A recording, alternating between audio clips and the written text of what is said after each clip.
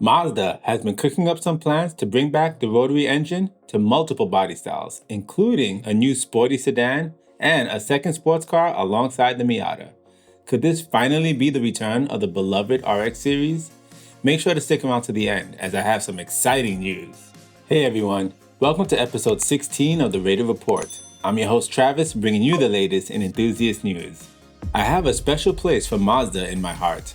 I've owned an FC Turbo 2 RX-7 back in the day, and it remains one of my all-time favorite sports cars I've ever owned. I've also been able to obtain multiple of my dream cars, from an R32 GTR, R35 GTR, and a Subaru STI, but the FD is the one Japanese legend that has eluded me. I do plan on purchasing one in the future at some point, and possibly building it on my new series that's coming up. More on that later. Mazda has been coasting in the safe zone for the past few decades.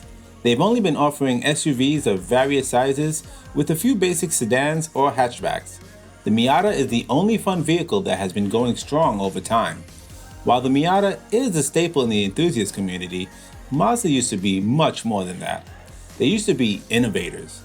Unfortunately, times change and so do emission regulations. Unable to stand out from the other manufacturers, they have been selling what sells in the market and getting by.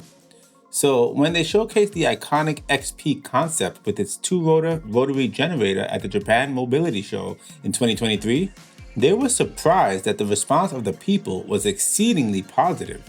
As a matter of fact, it was so positive it inspired the CEO, Masahiro Moro, to look more seriously at bringing it to production.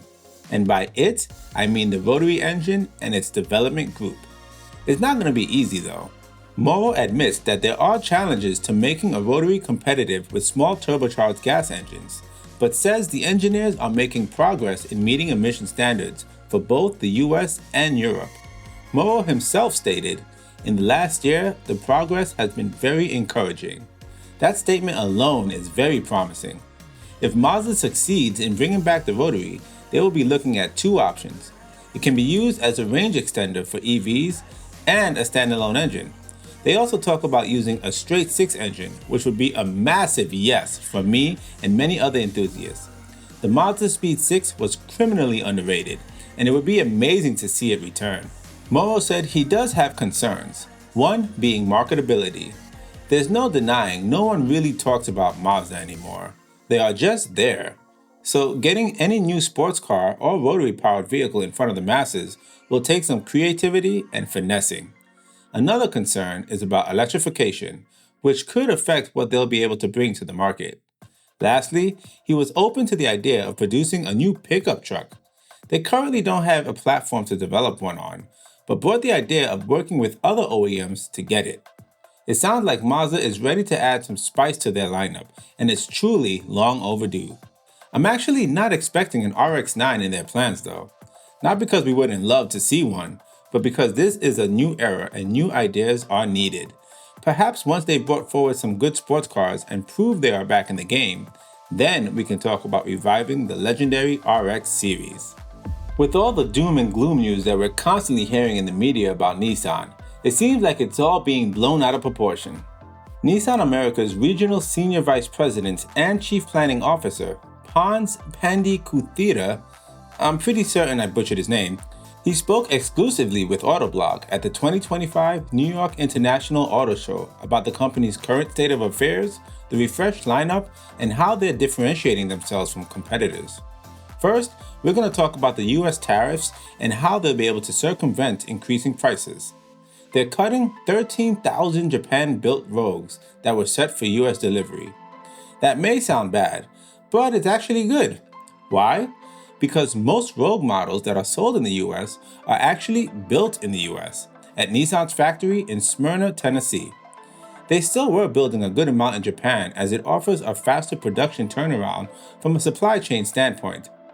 As a matter of fact, more than half of what Nissan sells domestically is built in the US. So increasing production instead of importing vehicles is something they can do very easily. Because of that, they have no tariff-driven price increase for their vehicles, and they have about 2 months worth of pre-tariff inventory. Finally, some good news. We have some even better news. Han stated the new CEO's objective is to increase the financial stability of the company. Now, the key word here is increase and not replenish. It was revealed that Nissan actually has a deep cash reserve of 1.3 trillion yen. That's well over $9 billion US dollars. On top of that, their cash flow numbers are neutral to positive. So Nissan is definitely not on the verge of bankruptcy. Although that is good news, companies are all about growth, which Nissan has been very stagnant in. Espinosa is looking to acquire cash infusions for Nissan through potential partnerships while controlling certain costs. Some of these costs include increasing the portfolio's electric driving presence and investing in upgrading larger vehicles like the Armada. As far as partnerships go, they're not necessarily looking for a full-blown merger, but rather beneficial partnerships, similar to the Renault, Nissan, and Mitsubishi alliance that shared the 33 platform, known as the Rogue platform. As far as the Nissan Z goes, he has some interesting words to say. While many, including myself, compare the Z to the Supra, it's clear that the Z has much more authenticity. The Supra is very much a BMW and Toyota clothing. That is their main arguing point, stating they're using their own internal powertrain. It's totally a Nissan. While that may be true, the general consensus is that the Supra is indeed the better car. Now, I have yet to drive the new Z, but have driven the Supra multiple times, as one of my good friends owns one. So while my judgment may be biased, it stands true for the majority of enthusiasts. It didn't help that Zs were being marked up on release and sending away qualified buyers. Now that dealerships have come to their senses, I'm starting to see much more Zs on the road. Nowhere near in comparison to the amount of Supras I see, but still a good sign. If the Nismo came in manual, I would seriously consider picking one up. Until then, I would like to actually drive one and see how it really stacks up to a Supra. All in all, hearing these updates makes me sigh in relief. Nissan is still well in the game and have plans to turn around their stagnation into progress. Now the question is, what will they do for the next generation GTR? That being said, I have some exciting news. I'm starting a new series on the channel. It's a segment I've been building over the past few weeks and is one of the series I've been planning for the channel. It's called Budget Build Series Giveaway, and the details are in the title.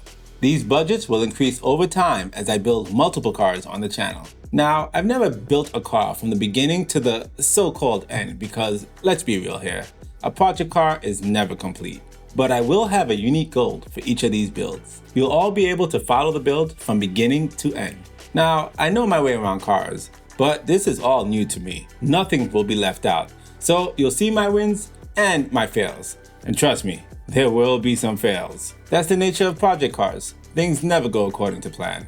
The best part about this series, I'll be giving each build away absolutely free. No gimmicks, no tricks. The rated report won't be going anywhere, but there will be a second video every week on the build progress, so you all can look forward to that. On top of launching a new series, I'll also be launching my own store. I have some really cool t-shirts and hoodies for sale. The giveaway will also be hosted there, but the clothing will not be tied to the giveaway. That's right, you don't have to buy anything to enter the giveaway, nor will it increase your chances in the giveaway. I just have a passion for creating clothing, and finding good car apparel could be a pain. I put a lot into the apparel design, and I'm doing this in good faith to not only support the builds, but to give back to the community. So please go check out my store, ratedgtr.store. The link will be in the description below.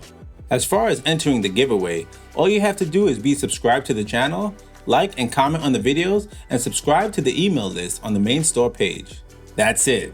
More details will be revealed in the future, but I wanted to give my loyal followers a heads up before the main series video releases. You can expect to see the first video posted sometime next month, and it'll be posted every Friday after that. What do you guys think? Leave a comment in the section below and let's talk about it. That's all today for the Rated Report. Be sure to check out last week's video and subscribe to stay updated on the latest Enthusiast news. Thanks for watching, and I'll see you guys next week.